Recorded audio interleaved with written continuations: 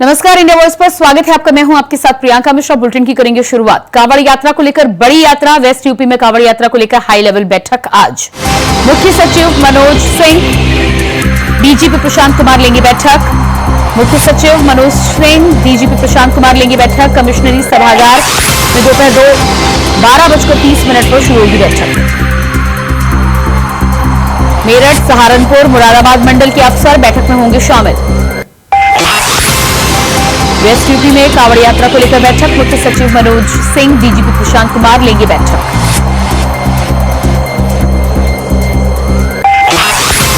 मेरठ, सहारनपुर, मुरादाबाद मंडल के अफसर होंगे शामिल। कमिश्नरी सभागार में दोपहर 12:30 पर शुरू होगी बैठक।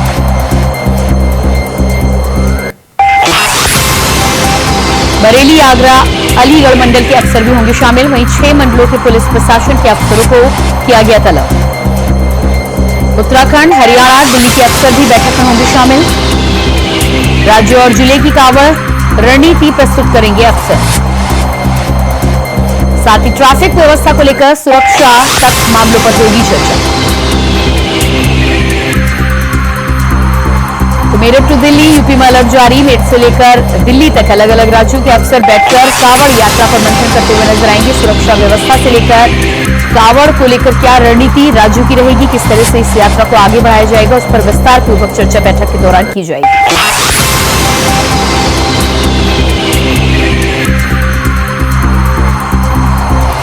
कांवड़ यात्रा को लेकर बड़ी बैठक। वेस्ट यूपी में कांवड़ यात्रा को लेकर हाई लेवल बैठक आज।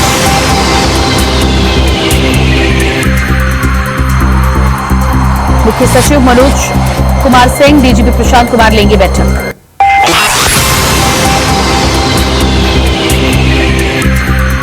कमिश्नरी सभागार में दोपहर 12:30 पर शुरू होगी बैठक।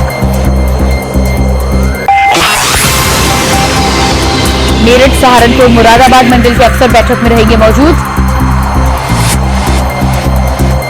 बरेली, आगरा, अलीगढ़ मंडल के अफसर भी होंगे शामिल।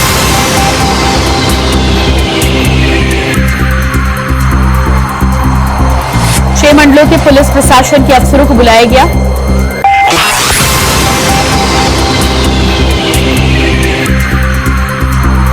उत्तराखंड, हरियाणा, दिल्ली के अफसर भी बैठक में रहेंगे शामिल।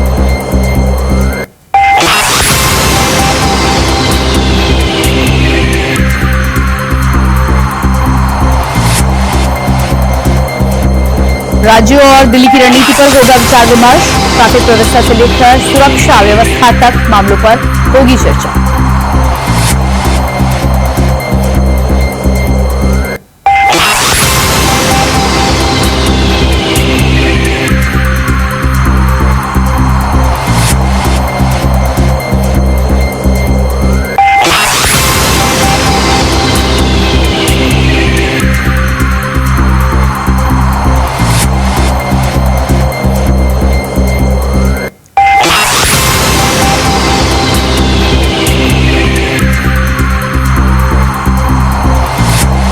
कांवड़ यात्रा को लेकर आज होगी हाई लेवल बैठक। 12:30 पर बैठक की होगी शुरुआत।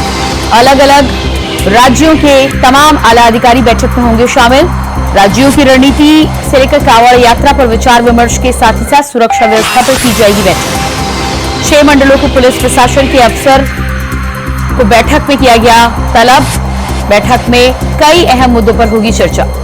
उत्तराखंड, हरियाणा, दिल्ली के अफसर भी बैठक में होंगे शामिल। राज्य और जिले की कांवड़ रणनीति प्रस्तुत करेंगे अफसर।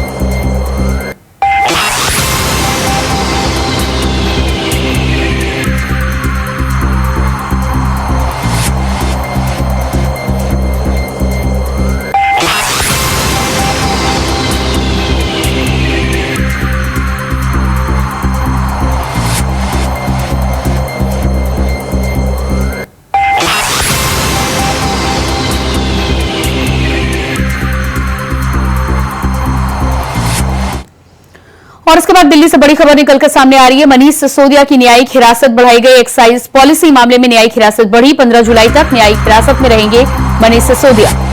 राउज रेवेन्यू कोर्ट ने सिसोदिया की न्यायिक हिरासत बढ़ाई। राउज रेवेन्यू कोर्ट ने मनीष सिसोदिया की न्यायिक हिरासत बढ़ाई। मनीष सिसोदिया की न्यायिक हिरासत बढ़ी। एक्साइज पॉलिसी मामले में न्यायिक हिरासत बढ़ाई गई।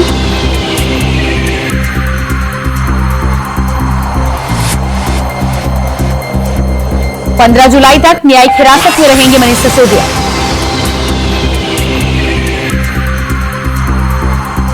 पूरे मामले में मनीष सिसोदिया की अर्जी पर फैसला निकलकर सामने आया है। राउज एवेन्यू कोर्ट ने मनीष सिसोदिया की न्यायिक हिरासत 15 जुलाई तक के लिए बढ़ाई है। राउज एवेन्यू कोर्ट में ही रहेंगे, हिरासत में रहेंगे मनीष सिसोदिया। एक्साइज पॉलिसी मामले में न्यायिक हिरासत बढ़ाई गई। 15 जुलाई तक बढ़ाई गई है न्यायिक हिरासत।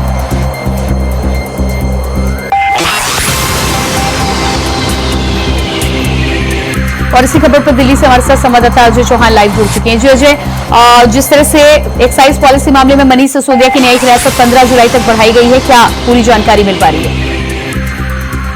मनीष सिसोदिया तो तिहाड़ जेल में बंद थे 26 फरवरी से। आज उनकी सुनवाई थी और आज न्यायालय में खत्म हो गई, लेकिन उनकी 15 जुलाई तक जो न्यायालय बढ़ा दी गई है। कहीं न कहीं जो वकील बहस हुई थी उसके बाद उनकी न्यायालय बढ़ा दिया। देख रहे हो कि मनीष सिसोदिया जो मुश्किल है वो लगातार बढ़ती जा रही है। उन्हें भी कहीं से कोई आवाज नहीं मिल पा रही ताकि उनको जमानत हो जाए। बार बार हाईकोर्ट जाते रहते या तो ताकि उनकी जमानत हो जाए, लेकिन जो ईडी की तरफ से ध्यान दिया जाते हैं और लगातार उनकी तरफ से जो सबूत रखे जाते हैं उसको कोर्ट लगातार उसको न्यायालय को बढ़ता है। अब देखना है कि 15 तारीख को क्या उनके हक में फैसला आता है, उनके क्या वकील सबूत पेश करते हैं, अभी अगली तारीख को ही पता चलेगा। जी बिल्कुल, तो इस पूरे मामले में जिस तरह से 15 जुलाई तक एक बार फिर से न्यायिक हिरासत बढ़ाई गई है, अर्जी मनीष सिसोदिया के द्वारा जिस तरह से दी गई थी, लेकिन न्यायिक हिरासत को बढ़ाया गया है। साथ ही साथ अरविंद केजरीवाल को भी जमानत नहीं मिल पा रही है। इस पूरे मामले में बार बार ये भी कहा जा रहा था कि सबूतों का अभाव है मनीष सिसोदिया और अरविंद केजरीवाल की तरफ से, लेकिन जमानत न मिल पाना क्या दर्शाता है? बिल्कुल, देखिए तरीके की बात करें जिस तरह से आम आदमी पार्टी के जो नेता है लगातार वो अपने आप को साफ साफ बताते हैं कि हम कोई बेईमानी के ना ही हमने कोई चोरी किया, ना ही हमारे खिलाफ कोई सबूत अभी तक मिल पाया है। लेकिन ईडी और सीबीआई ने जो सबूत रखे हैं उसके बावजूद ना तो मनीष सिसोदिया जमानत मिल पा रही है, ना ही अरविंद केजरीवाल को। आखिरकार अरविंद केजरीवाल की तरफ से वकील लाहौर यही कहते जा रहे हैं कि अरविंद केजरीवाल के खिलाफ कोई भी ऐसा सबूत अभी तक सामने नहीं आया, ना ही कोई फैसला मिल रहा है। लेकिन सीबीआई की तरफ से जो दस्तावेज जो सबूत रखे गए हैं तो कोर्ट से भी कहा गया कि अरविंद केजरीवाल की जमानत को रद्द करने के लिए बहुत पर्याप्त है, लेकिन उसके बावजूद भी अरविंद केजरीवाल लगातार अपने ईमानदार करते आ रहे हैं। वही मनीष सिसोदिया को लेकर के मनीष सिसोदिया भी जो छानबीन की थी, ईडी लगातार सबूत ढूंढे थे, उसके बावजूद उनको कुछ नहीं मिला। लेकिन लगातार फरवरी से अभी तक अरविंद जो मनीष सिसोदिया उनको कोई जमानत नहीं मिल रही है।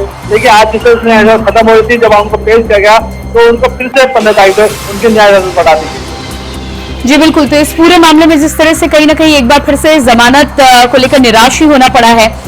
15 जुलाई तक एक बार फिर से न्यायिक हिरासत बढ़ाई गई है।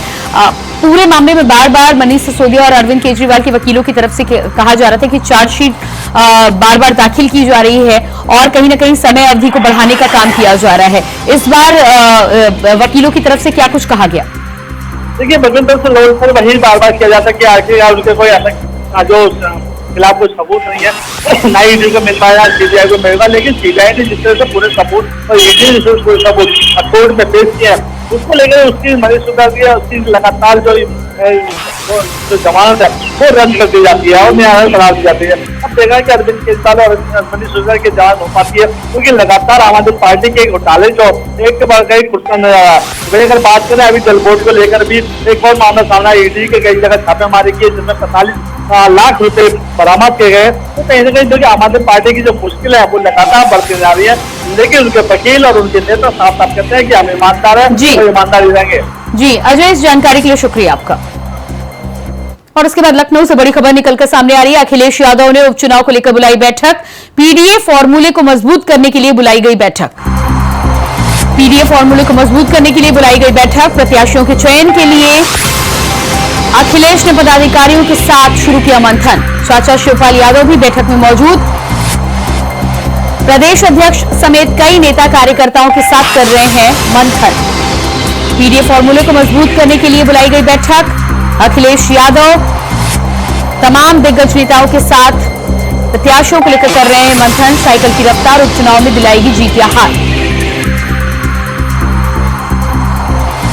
और इसी खबर पर हमारे साथ लखनऊ से संवाददाता मोहम्मद आसिफ लाइव जुड़ चुके हैं। जी मोहम्मद आसिफ, जिस तरह से अखिलेश यादव उपचुनाव को लेकर मंथन करते हुए नजर आ रहे हैं। बताया जा रहा है कि पीडीए फॉर्मूले को लेकर एक बार फिर से आगे बढ़ेंगे। क्या कुछ पूरी जानकारी है? जी बिल्कुल प्रियंका, बता दें कि आज सपा प्रमुख अखिलेश यादव ने एक अहम बैठक बुलाई है और इस बैठक में प्रत्याशियों के चयन और पीडीए फार्मूलों को मजबूत करने के लिए मंथन किया जाएगा।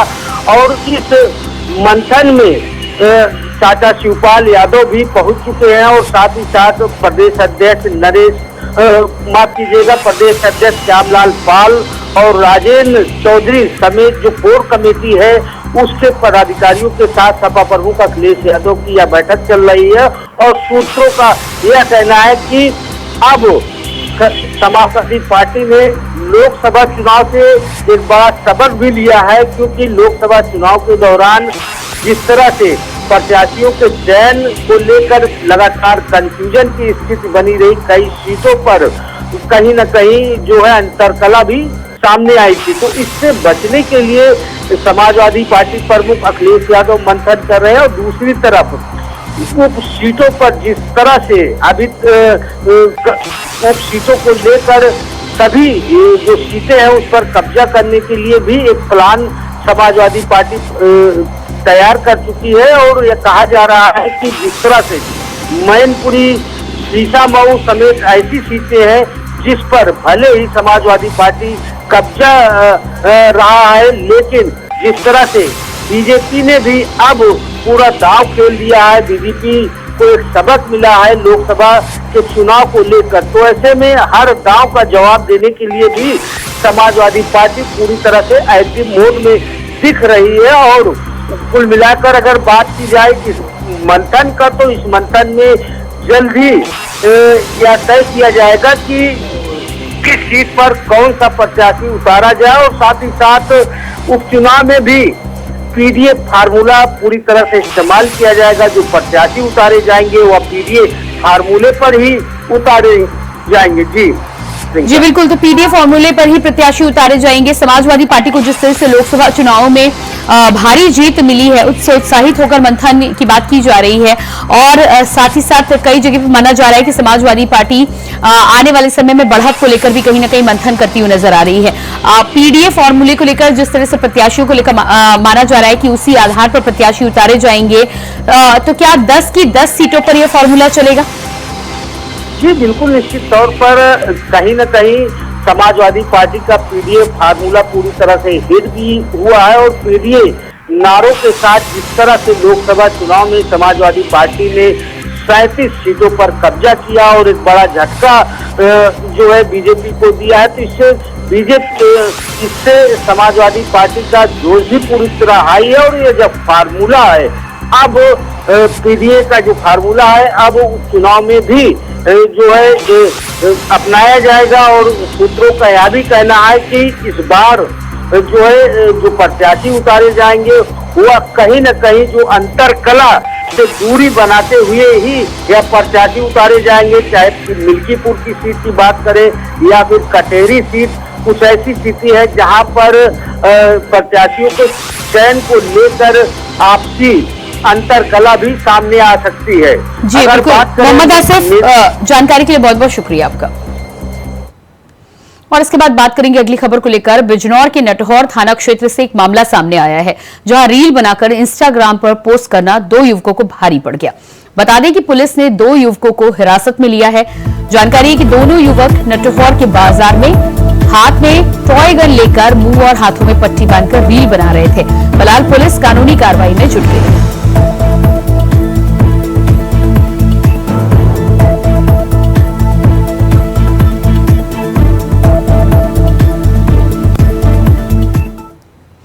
लखनऊ के चौक थाना क्षेत्र में युवकों को बंधक बनाकर पिटाई करने का मामला सामने आया है, जहां 2 युवकों को पीटते हुए दबंगों का वीडियो सामने आया है। बता दें कि वीडियो में दबंग युवकों की कमरे में बेल्टों से पिटाई करते हुए नजर आ रहे हैं।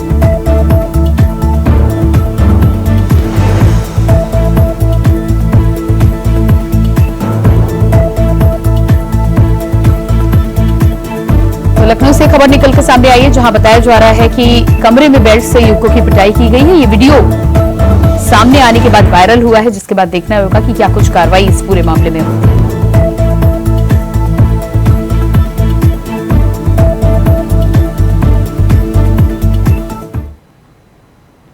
कानपुर में पुलिस को बड़ी सफलता देखने को मिली है। बता दें कि नौबस्ता चौराहे पर हत्याकांड को अंजाम देने वाले शातिर से पुलिस की मुठभेड़ हुई है, तो वहीं महज 12 घंटे में आरोपी पुलिस की गिरफ्त में आ गया।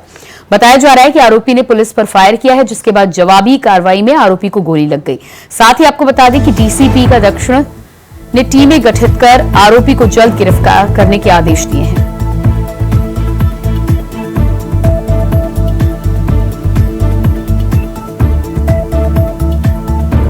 कानपुर में पुलिस को बड़ी सफलता हाथ लगी है। 12 घंटे में आरोपी को गिरफ्तार किया गया। हत्याकांड को अंजाम देने वाले आरोपी को कानपुर में गिरफ्तार किया गया।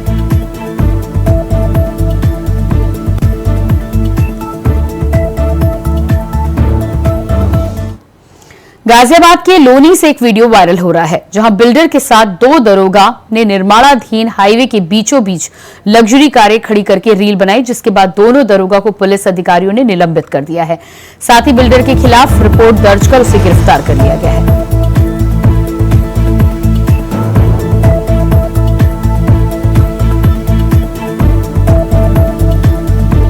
तो गाजियाबाद के लोनी क्षेत्र से ये तस्वीरें निकल के सामने आ रही हैं। तस्वीर आप देख पा रहे हैं किस तरह से 2 पुलिस अधिकारी बिल्डर के साथ रील बनाते हुए नजर आए, जिस पर पुलिस अधिकारियों पर कार्रवाई की गई। खबर गाजियाबाद से है, जहां वसुंधरा सेक्टर 1 में वसंत अली पब्लिक स्कूल के सामने सड़क पर जा रही महिला से बाइक सवार लुटेरे ने चेन लूटकर फरार हो गया, तो वहीं पूरी घटना वहां लगे सीसीटीवी कैमरे में कैद हो गई। इस दौरान महिला सड़क पर गिर गई, गंभीर रूप से घायल हो गई। तस्वीरें आप देख पा रहे हैं किस तरह से महिला के साथ यहां पर लूट की घटना को अंजाम दिया गया। ये तस्वीरें सीसीटीवी कैमरे में कैद हो गई।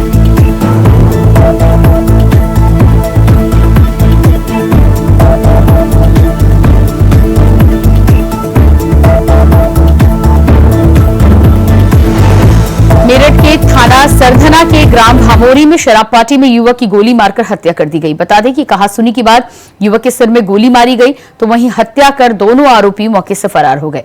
हालांकि मौके पर पहुंची पुलिस ने शराब की बोतल बरामद की है, साथ ही आगे की कार्रवाई और जांच में जुट गई है।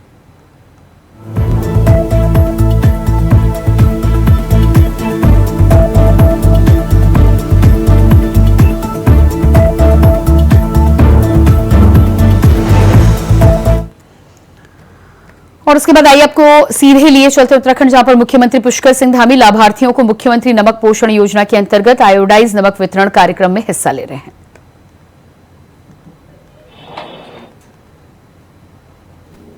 आज ऐसी योजना के शुभारंभ अवसर पर खाद्य विभाग की हमारी मंत्री आदरणीय रेखा आर्य जी, उत्तराखंड खाद्य विभाग के हमारे प्रमुख सचिव श्री एल खनई जी, आयुक्त खाद्य श्री हरीशचंद्र सेमवाल जी, अपर सचिव खाद्य श्रीमती रुचि दयाल जी एवं आज इस कार्यक्रम में पधारे हमारे सभी बड़े बुजुर्ग, सभी उपस्थित माताएं, बहनें, सभी मेरे नौजवान साथियों, उपस्थित हमारे मीडिया के सभी पत्रकार बंधु, सभी छायाकार बंधु, इलेक्ट्रॉनिक मीडिया, प्रिंट मीडिया, मैं आप सभी का और हमारे खाद्य विभाग के सभी अधिकारीगण, मैं इस कार्यक्रम में आप सबके मुख्यमंत्री नमक पोषण योजना के शुभारंभ होने पर और आप सबके उपस्थित होने पर आप सभी को अपनी ओर से बधाई देता हूं, सबको शुभकामनाएं देता हूं, सबका अभिनंदन करता हूं। भाइयों बहनों, उत्तराखंड की हमारी डबल इंजन की सरकार प्रदेश के हर गरीब, पिछड़े, अंतिम छोर में रहने वाले व्यक्ति के जीवन को बेहतर बनाने के लिए, उसके जीवन को सहायता देने के लिए लगातार काम कर रही है, अनवरत रूप से काम कर रही है। इस दिशा में एक कदम और आगे बढ़ाते हुए गरीबी और महंगाई से राहत देने के उद्देश्य से आज मुख्यमंत्री नमक पोषण योजना का शुभारंभ किया जा रहा है। इस योजना के अंतर्गत राज्य के जो हमारे समस्त अंत्योदय एवं प्राथमिक परिवार योजना के जो राशन कार्ड धारक परिवारों को जो सरकारी सस्ता गल्ला विक्रेताओं के माध्यम से हर कार्ड में प्रति माह आयोडाइड नमक सस्ती दरों पर वितरित किया जाएगा। अभी रेखा जी कह रही थी कि 30 रुपए किलो नमक हो जाता है बरसात के दिनों में, या अन्य दिनों में, सामान्य दिनों में भी 30 रुपए किलो नमक ही बिकता है। लेकिन बरसात के दिनों में जहां पर रेलें जब बंद हो जाती हैं, तमाम खाद्य आपूर्ति बंद हो जाती है, उस समय इसकी कीमत इससे भी कहीं ज्यादा, दुगने से भी ज्यादा, तिगुने से भी ज्यादा हो जाती है। ऐसे समय में निश्चित रूप से ये योजना का आना, ये हमारे उन गरीब परिवारों का, उन अंत्योदय के कार्ड धारकों को निश्चित रूप से सहायता करेगी, उनके जीवन को आसान बनाएगी। और इस समय बाजार में जो नमक है वो 30 रुपए किलोग्राम की दर से प्राप्त हो रहा है। अब इस योजना के लागू होने के पश्चात राज्य के लगभग 14 लाख अंत्योदय एवं प्राथमिक परिवार योजना के राशन कार्ड धारकों को ये मात्र 8 रुपए किलोग्राम की दर पर ये आयोडाइड नमक मिलना प्रारंभ हो जाएगा। इसके लिए आपको अलग से कहीं जाने की जरूरत नहीं होगी, बल्कि आपके नजदीकी जो सस्ता गल्ला डिपो होगा या राशन वितरण केंद्र होगा, वहीं से जहां पर प्रधानमंत्री जी की गरीब कल्याण योजना का राशन मिलता है, उसी स्थान पर मात्र 8 रुपए किलोग्राम की दर से अब ये आयोडाइड नमक भी आपको अब आसानी से प्राप्त हो सकेगा। इसके लिए कहीं अलग जाने की जरूरत नहीं है। इस योजना के जरिए हमारे जो गरीब परिवार हैं उनको महंगाई से राहत मिलेगी तथा पोषण युक्त आयोडाइड नमक प्राप्त होगा। आप सभी को पता है कि आयोडाइड नमक न होने के कारण से, आयोडीन की कमी से, अभी रेखा जी ने बताया कि गलघोटू जैसी अनेक बीमारियां जो मनुष्य के पोषण के लिए आवश्यक होती हैं वो कहीं ना कहीं लग जाती है। और ये नमक एक आवश्यक सूक्ष्म पोषक तत्व है जो हमारे बच्चों के लिए और विशेषकर जो हमारी गर्भवती माताएं हैं उनके लिए विशेष रूप से आवश्यक है। और मुझे पूरा विश्वास है कि इस योजना के लागू होने से बच्चों और महिलाओं में जो आयोडीन की स्थिति है वो निश्चित रूप से, उल्लेखनीय रूप से इसमें सुधार होगा। उनके पोषण में मदद करने में ये योजना कारगर होगी और प्रदेश के हर गरीब परिवार को कहीं न कहीं राहत देने का काम करेगी, सहायता देने का काम करेगी। भाइयों बहनों, हम सभी जानते हैं हमारे आदरणीय प्रधानमंत्री मोदी जी के नेतृत्व में प्रधानमंत्री गरीब कल्याण अन्न योजना के उत्तराखंड सहित पूरे देश में सभी गरीब परिवारों को निःशुल्क रूप से खाद्यान्न का वितरण किया जा रहा है। ये योजना मार्च 2020 में लाई गई। तो आप सुन पा रहे थे मुख्यमंत्री पुष्कर सिंह धामी को, और इसी के साथ फिलहाल इस बुलेटिन में इतना ही। खबरों के लिए बने रहिए इंडिया वॉइस के साथ। नमस्कार।